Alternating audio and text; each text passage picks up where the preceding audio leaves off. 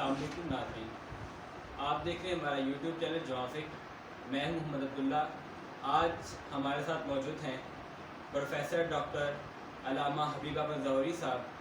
आज हम उनसे रमज़ान मुबारक के आखिरी अशरे के मुतल्लिक़ और सरकार मदीना सल्लल्लाहु अलैहि वसल्लम का इत्तिकाफ़ के मुतल्लिक़ क्या बयान है, और इसके साथ साथ लैलतुल जायदा जो कि सबसे अहम मौजू है आज का, हम उनसे इसके मुतालिक जानेंगे। अस्सलाम वालेकुम सर, बहुत शुक्रिया आपने सोशल टाइम दिया। वालेकुम सलाम जी, तो बहुत शुक्रिया जी आपका। हुज़ूर इरशाद फरमाइएगा, रमज़ान मुबारक के आखिरी अशरे की फजीलत क्या है? बिस्मिल्लाहिर्रहमानिर्रहीम। मुस्लिम शरीफ में हदीस मुबारक है, हज़रत अम्मा जान आयशा सिद्दीक़ा रज़ियल्लाहु तआला अन्हा आप रवायत करते हैं कि नबी पाक सल्लल्लाहु अलैहि वसल्लम को जब आखिरी अशरा आता तो आप ज़ाहिर पहले दिनों की निस्बत से ज़्यादा इबादत करते, नमाज में, नवाफल में और दीगर मामलात में सबसे ज़्यादा जो है नबी पाक सल्लल्लाहु अलैहि वसल्लम को देखा गया कि आप इस अशरा में इबादत करते। उस सबब पूछा गया तो आपने फरमाया कि माल के कायनात ने इसको हज़रत सुलेमान फ़ारसी रज़ियल्लाहु तआला अन्हु आपने रवायत किया है कि सरकार फरमाते हैं कि पहला अशरा जो है वो रहमत का है, दूसरा मग़फ़िरत का है और तीसरा जो है वो निजात का है, जहन्नम से आज़ादी का है। तो इस वजह से निजात को मद्देनज़र रखते हुए नबी पाक सल्लल्लाहु अलैहि वसल्लम ने इबादत को ज़्यादा किया ताकि इसमें उम्मत को तलीम भी हो सके कि इस अशरा में मालिक की रहमतें जो हैं वो आम हो जाती हैं, रहमत के दरवाज़े खुल जाते हैं। इसलिए नबी पाक सल्लल्लाहु अलैहि वसल्लम की अहादीस मुबारक से पता चलता है कि आखिरी अशरे में आका अलैहिस्सलाम ने बहुत ज़्यादा तवज्जो के साथ इबादत करके हमें सबक ये दिया है कि आखिरी अशरा जो है वो निजात का है। इस वजह से हदीस से जब ये साबित होता है तो हमें भी इसकी फ़ज़ाइल और इसकी बरक़ात से जो है वो फरामोश इसको नहीं करना चाहिए कि जब सरकार अलैहिस्सलाम ने जिसमें इबादत ज़्यादा की है, जिस वक्त में इबादत ज़्यादा की है तो वो लम्हा जो है वो बहुत कीमती होता है। हुज़ूर दूसरा एक सवाल कि रमज़ान मुबारक के आखिरी अशरे में हमारे मुसलमान भाई एहतिकाफ़ फरमाते हैं, हमें एहतिकाफ़ का मफ़हूम, एहतिकाफ़ की फ़जीलत और इसके बाद आप उनका एहतिकाफ़ के मुतालिक क्या है, मतलब कैसे एहतिकाफ़ फरमाते थे, आप उनकी सुन्नत मुबारक क्या थी, इसके मुतालिक जी माशाल्लाह बहुत अच्छा सवाल है जी आपका। एहतिकाफ़ का मानी है रोकना अपने आप को, इसका मानी जो है रोकना, और इसका मफ़हूम ये है कि अपने आप को मस्जिद में रोक लेना इबादत के लिए। तो एहतिकाफ़ इसमें बुनियाद तालिबीन में जो हज़रत अब्दुल कादिर जिलानी अल-मरूफ गौस आज़म रज़ियल्लाहु तआला अन्हु आपकी तरफ मंसूब किताब है, उसमें आप फरमाते हैं कि एहतिकाफ़ का मतलब ये है कि अपने आप को दुनिया से काट कर, दुनिया से अलहदा होकर मालिक की इबादत के लिए मस्जिद में रोके रखना। तो इसमें हज़रत इमाम अली मुकाम सैयदना इमाम हुसैन रज़ियल्लाहु तआला अन्हु आपकी एक रवायत करदा हदीस मुबारक है, इमाम तबरानी ने इसको नकल किया है। आप फरमाते हैं कि नबी पाक सल्लल्लाहु अलैहि वसल्लम ने इरशाद फरमाया, जो आदमी रमज़ान के आखिरी अशरे में इत्तिकाफ़ करता है तो उसको माल के कायनात 2 हज और 2 उम्रे का सवाब अता फरमाता है। अब देखिए यहाँ पे अल्लाह ताला ने हमारे लोगों के ऊपर कैसे मेहरबानी फरमाई है। अगर कोई गरीब है तो उसके पास पैसे नहीं हैं, उसके पास लवाजमात नहीं है, उसके पास सोर्सेज नहीं है, वो हज को कैसे जाएगा? तो माल के कायनात ने देखिए हमारे लिए कितना इनाम फरमाया। जो तो पैसे वाला आदमी है वो पैसे लगाकर हज करने चला गया, और जिसके पास नहीं है वो रमज़ान के आखिरी अशरा में इत्तिकाफ़ करे तो अल्लाह ताला उसको 2 हज और 2 उम्रों का सवाब अता फरमा देता है। बल्कि एक और इस तरह का एक रवायत हज़रत इमाम अली मुकाम सैयदना इमाम हुसैन रज़ियल्लाहु तआला अन्हु आपने से मरवी है, इसको भी इमाम तबरानी ने नकल किया है। आप फरमाते हैं कि नबी पाक सल्लल्लाहु अलैहि वसल्लम ने फरमाया, रमज़ान के अलावा भी अगर कोई बंदा नमाज मगरिब से नमाज इशा तक इत्तिकाफ़ करता है, उसमें सिर्फ नमाज और कुरान मुक़द्दस की तिलावत करने के अलावा किसी से गुफ्तगू नहीं करता, सिर्फ इबादत ही करता है, तो अल्लाह ताला उसको जन्नत में एक महल अता फरमाता है।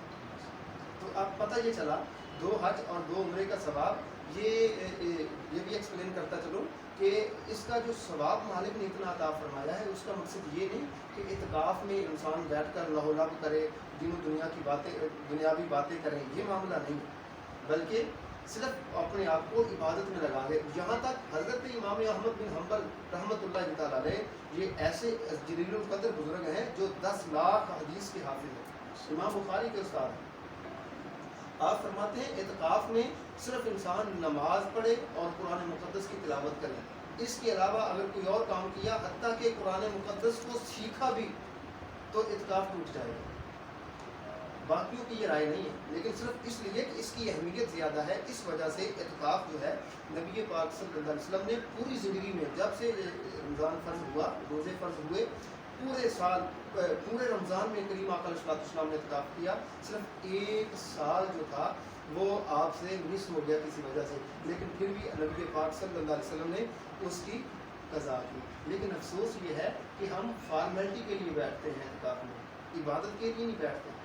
اگر ہم عبادت کے لیے بیٹھیں اور اللہ تعالیٰ کی خوشنودی کے لیے بیٹھیں تو پھر جو ہے وہ ثواب ملے گا ہمیں 2 حج اور 2 عمرے کا۔ تو یہ دیکھیے لوگ ایک حج کے لیے کتنے لاکھوں روپیہ لگا کے جاتے ہیں، پھر بھی اس کی مقبولیت میں شک ہے، اس کی قبولیت میں شک ہے۔ لیکن جب اعتکاف شرائط و اس کی واجبات لوازمات کے ساتھ کیا جائے تو اللہ تعالیٰ 2 حج اور 2 عمرے کا ثواب عطا فرمائے۔ تو آخری قسم سے پہلے میں پوچھنا چاہوں کہ ہمیں لیلۃ القدر، جس کا اسلام میں بہت زیادہ اہمیت اور فضیلت بیان کی گئی ہے، یہ کیوں عطا کی گئی؟ جی، یہ بنی اسرائیل میں ایک شخص تھا جی شمعون نامی، وہ رات کو عبادت کرتا اور دن کو وہ جہاد کرتا، 1000 مہینے تک اس نے ایسا کیا۔ تو جب اس کا تذکرہ نبی پاک صلی اللہ علیہ وسلم نے اپنے صحابہ کے سامنے کیا تو وہ کچھ نمدیدہ ہو گئے، عرض کیا یا رسول اللہ صلی اللہ علیہ وسلم اتنا ثواب ہمیں کیسے ملے گا؟ تو جب یہ سوال کیا تو آقا علیہ السلام کے چہرے پہ کچھ غمی کے اثار چھا گئے۔ تو مال کے کائنات نے فرمایا جبریل میرے حبیب پاک صلی اللہ علیہ وسلم کو جا کے ارشاد فرما دو، وہ شمعون جو تھا اس کو 1000 مہینے اس نے محنت کی، جہاد کیا، عبادت کی، تو آپ کو ایک رات ایسی عطا فرما دیں گے جس کو لیلۃ القدر کہتے ہیں۔ جو اس میں عبادت کرے گا تو اللہ تعالیٰ اس کو 1000 مہینوں کا ثواب عطا فرمائے گا، اور اس میں فرشتے نازل ہوتے ہیں۔ اور یہ رات جو ہے اللہ تعالیٰ کا خاص انعام ہے ہمارے لیے، مغفرت کی رات ہے، اس لیے اس کو پوشیدہ اس لیے رکھا گیا۔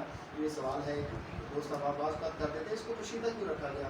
اس لیے اس کو پوشیدہ رکھا گیا کہ باقی راتوں میں بھی اللہ تعالیٰ کی عبادت انسان ذوق و شوق سے کرے۔ اس وجہ سے لیلۃ القدر جو ہے ہمارے لیے خاص تحفہ ہے جو کسی امت کو عطا نہیں کیا گیا، صرف نبی پاک صلی اللہ علیہ وسلم کی امت کو مال کے کائنات نے یہ تحفہ عطا فرمایا ہے۔ جو اس کی قدر کرے گا، اس میں جاگے گا، اس میں عبادت کرے گا، بہتر عمل تو یہ ہے کہ نبی پاک صلی اللہ علیہ وسلم کے اوپر درود و سلام پڑھا جائے، ہاں جی، اور کوشش یہ کیا جائے کہ صلاۃ التسبیح وہ پڑھی جائے، جو کریم آقا علیہ السلام فرماتے ہیں میرا دل یہ کرتا ہے میرا امتی زندگی میں ایک مرتبہ ضرور تھا۔ تو یہ اللہ تعالیٰ نے ہمیں انعام کے طور پہ عطا فرمایا۔ اب چلتے ہیں آخری کوشچن کی طرف۔ یہ فرمائی گا کہ لیلۃ الجائزہ، اس کا اسلام میں کیا تصور ہے؟ اس کے مطابق اللہ تعالیٰ نے یا قرآن پاک میں احادیث مبارکہ میں کیا فرمایا؟ جی ماشاءاللہ بہت اچھا کویشچن ہے آپ کا۔ بہت افسوس سے یہ کہنا پڑتا ہے کہ انسان پورا رمضان جو ہے وہ روزے رکھتا ہے، محنت کرتا ہے، گرمی میں پیاس کی شدت ہے، بھوک کی شدت ہے، سورج کی تپش ہے، تو جب رمضان مکمل ہونے کو آتا ہے تو جس رات چاند نکلتا ہے تو ہم مسلمانوں نے اس کا نام چاند رات رکھ لیا ہے، جبکہ ایسا نہیں ہونا چاہیے تھا۔ میں آپ کو ایک حدیث پاک سناتا ہوں، نبی پاک صلی اللہ علیہ وسلم ارشاد فرماتے ہیں، ابن ماجہ میں ہے، میرے آقا علیہ السلام فرماتے ہیں جو شخص عید الفطر کی رات اور عید الاضحیٰ کی رات یہ جاگے گا، عبادت کرے گا، تو اس کا دل جو ہے وہ اس وقت بھی زندہ ہوگا جب سارے دل مر جائیں گے۔ تو ہم نے لیلۃ الجائزہ جو ہے وہ انعام کی رات ہے، اللہ تعالیٰ کی طرف سے ملنے والا جو انعام ہے، رمضان میں جو روزے رکھے ہیں اس کا انعام ہے، ہم نے اس کو گل گپاڑے میں، شاپنگ سینٹر پہ، بازاروں میں اور لاہور لب میں گزار دیا، لیکن یہ خیال ہی نہیں کیا ہم نے کہ جب پورا رمضان محنت کی، دیکھیے نا ایک آدمی پورا مہینہ مزدوری کرے تو جب اس کو صلہ ملنے کا وقت آئے وہ چھوڑ کے آ جائے یا لاہور لب میں لگ جائے، پھر یہ شکوہ کرے کہ مجھے روزی نہیں ملی، مجھے صلہ نہیں ملا۔ بھئی جب پورا رمضان ہم نے محنت شاقہ کے ساتھ، پوری توجہ کے ساتھ رمضان کے روزے رکھے ہیں، اب اللہ کے محبوب فرماتے ہیں وہ رات جو ہے وہ انعام کی رات ہے۔ انعام جب لینے ہوتا ہے ہم نے تو مالک کی بارگاہ میں جھکنا پڑتا ہے، ہمیں عبادت کرنی پڑتی ہے، تو ہم کیا کرتے ہیں، ہم بازاروں میں چلے جاتے ہیں، ہم لاہو لب کرتے ہیں، شاپنگ سینٹر پہ جاتے ہیں۔ تو یہ امت مسلمہ کے لیے آپ کے ذریعے سے یہ پیغام دینا چاہتا ہوں کہ اس رات کو خدا را شاپنگ سینٹر میں،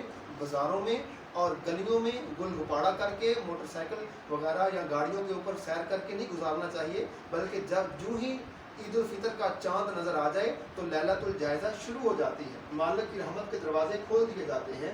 اس وقت جو ہے مالک کی بارگاہ میں سر مسجود ہو کر عرض کرنا چاہیے، مولا ہم نے اپنی محنت کے ساتھ اپنی توفیق کے مطابق جتنی عبادت کی ہے مولا تو اس کو قبول فرما کے ہمیں انعام عطا فرما۔ تو لیلۃ الجائزہ جو ہے یہ انعام کی رات ہے، خدا را اس کو گلیوں میں بازاروں میں جو ہے وہ گھوم پھر کر اس کو ضائع نہ کریں، بلکہ اس کو مالک کے حضور جو ہے وہ جھک کر مالک کی عبادت کر کے گزارا جائے، تو اللہ تعالیٰ پھر اس دن جس دن سب کے دل مر جائیں گے اس کا دن اس دن زندہ رکھا جائے گا۔ اللہ تعالیٰ ہمیں جو پیغام دیا ہے اس کے اوپر عمل کرا ہو کہ زندگی بسر کرنے کی توفیق عطا فرمائے۔ بہت شکریہ۔ آپ نے دیکھا کہ ہمارے رمضان مبارک کے متعلق آخری اشرے کے لیلۃ القدر لیلۃ الجائزہ کے متعلق کس طرح جامعہ اور ایسی گفتگو کی کہ دل خون کے آنسر ہو رہا ہے کہ ہم ان دنوں میں کیا کرتے ہیں، ہمیں کیا کرنا چاہیے۔ اللہ تعالیٰ ہم سب کو رمضان مبارک کی ان فیوض و برکات میں زیادہ سے زیادہ عبادت کرنے کی توفیق عطا فرمائے، اور دیکھتے رہیے ہمارا یوٹیوب چینل جوافک۔ کوئی کویسچن، کوئی ایسا ٹاپک جس میں رہتا ہو آپ کمنٹ سیکشن میں پوچھ سکتے ہیں۔ اللہ حافظ۔ پاکستان ہمیشہ زندہ باد۔